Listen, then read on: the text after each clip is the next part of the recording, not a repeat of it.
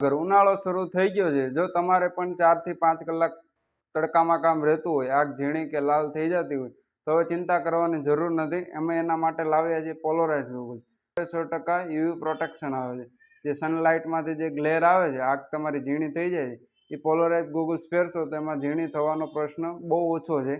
100% clarity, તમારી vision of clarity clear આવે છે, આગ ઝીણી પણ ન થાય, અને તમને તડકામાં પહેરવાની પણ મજા આવશે.